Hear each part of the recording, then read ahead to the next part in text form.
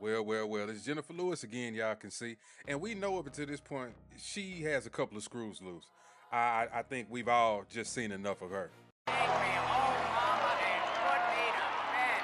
I have seen enough to know I have seen too much.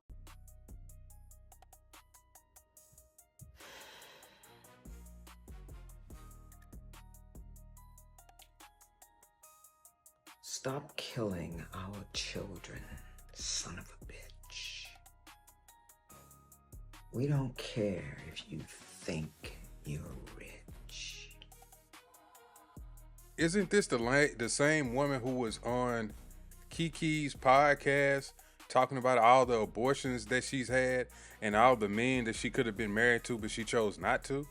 I talk about everything in my memoir, The Mother Black Hollywood, everything from my addictions to molestations, abortions, childhood abuse. There's no shame in my game. Yeah, bitch, it happened. You know, I slept with 63 men. Now that was fabulous. But then God damn it! You can't make this shit up! We love our children and the You color don't. of their skin, and we're getting tired of being called as the next of kin.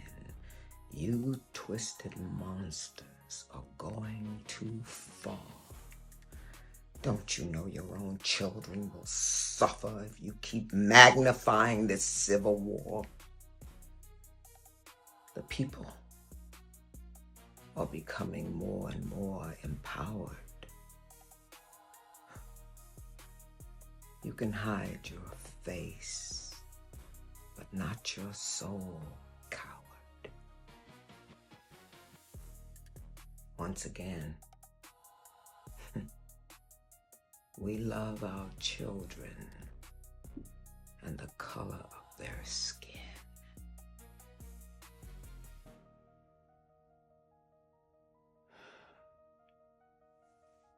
Once again, you have these people, especially these celebrities, who keep pushing this narrative. You know, it's almost as if every white person is racist. You know, or you can't have your children around anybody white, or you shouldn't be around anybody white because they're all racist and they're always out to get you. And we even seen this during the Carmelo trial, when the moment that trial was over with, all the black people were on their side, but they started lambasting them about, oh, you tried to move out of a nice out of the hood, and then you moved into a nice neighborhood with white folks, and they still treated you like the N-word. It's like they want the bad stuff to happen to you. Even the people who they call coons, they always say, one day you're gonna get your wake-up call. One day they're gonna get you. It's not as if, you know, they think this is something that's inevitable. They are actually wishing this on you. They actually wish this on these people. But they constantly perpetuate the narrative that every white person is racist, which is something that I personally don't believe in. Every white person isn't racist. Is racism still out there? Of course. Are some people actually racist? Of course. But is it as big and on a grander scale the way that they're making it out to be? Or are they simply pushing this narrative to constantly keep us divided? And, you know, they don't realize that they're doing it at the behest of somebody else, or these powers that be, as they say. Because if these powers that be are actually pulling on the puppet strings, y'all are the puppets, and y'all letting it happen, and y'all are constantly pushing this out there. And the funny thing about all of this is, when these celebrities say these things and do it, these people make movies with other white people. These people are in the director's chairs directing movies with other white people. These people are taking their cues and, you know, getting their coordination, or their agents or people who manage them are white people.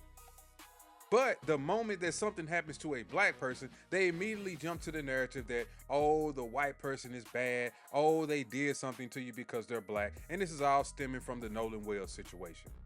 Now, we see that he was with a group of other white kids. Does it seem suspicious? Yes.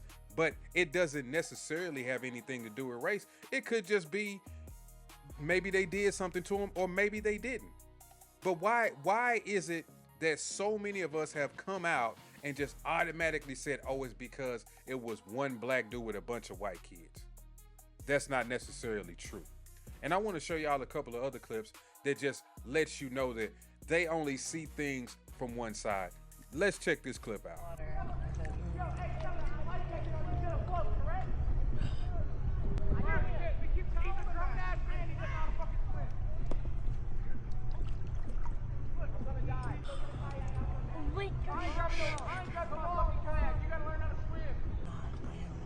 That's fucked up.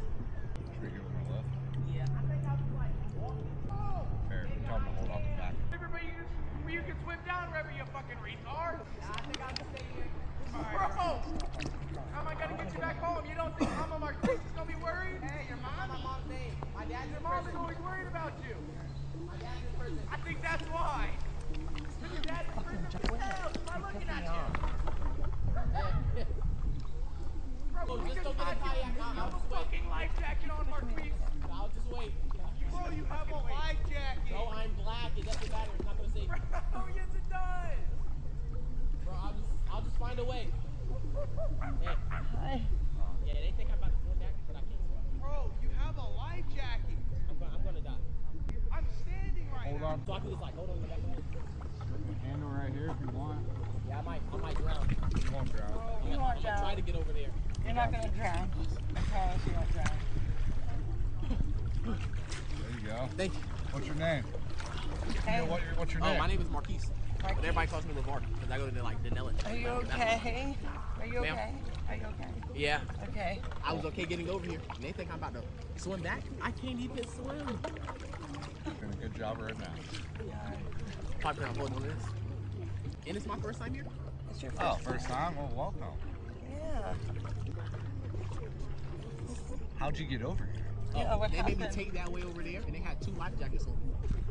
I'm glad we ran into Oh, you. you fucking pussy. I'm never coming back with y'all. Yo, we told you if you were coming, we had a life jacket. A life makes you jacket. float. Saved it for a big kid. This for a little kid. That's scary though if you're not used to water. Yeah. I just swim in my pool in my backyard. Yeah. Spring water's different. I seen a lot of people point to this video and point to this incident like, oh, you can't have your lone black child with a bunch of white kids because they're evil. But yet the fact that they don't point out in this video is that a family of white people actually came over there and saved him. Didn't make fun of him. Just said, hey, look, we're gonna go over there and let him hang on. We're gonna take him back to shore. They don't point out that fact. They just love the race hustle. They love the fact that it's black versus white. That is always for clicks. That's for attention. That's gonna make us get enraged. And we know that they're trying to make us be black versus white to the point where I guess you could say a race war or anything like that. And I will tell you, in my opinion, that I feel as if a lot of black people have turned to be actual racists. Once again, black people are overly racist now. They can hide it or try to disguise it as if they're just standing up for the race or that we know how white people have treated us in the past, which is something that I don't dismiss. But we're not our ancestors. We weren't slaves. We didn't grow up in the Jim Crow South. We didn't grow up like this. So why are we trying to live the lives of those before us? Why are we doing this? Let's take a break. Let's take a minute. Let's relax and stop trying to be our ancestors. Let's be ourselves. Let's live in the times that we live in now. Stop trying to be a victim. Stop trying to make other people or other groups out to be bad people when they're not. Are there bad people in those groups? Yes. Are there bad people in our groups? Absolutely. But the truth is just the truth. If you want to point out one side of the aisle, make sure that you point out the other side of the aisle as well. This is why I always try to tell people to put yourselves in the shoes of the other person or the other group. But hey, it is what it is. Y'all let me know what y'all think about this video in the comment section. Hit the like button, hit the subscribe button, turn on the notification bell. And as you do, y'all will see anytime I drop videos, and I'll catch y'all on the next one. Peace.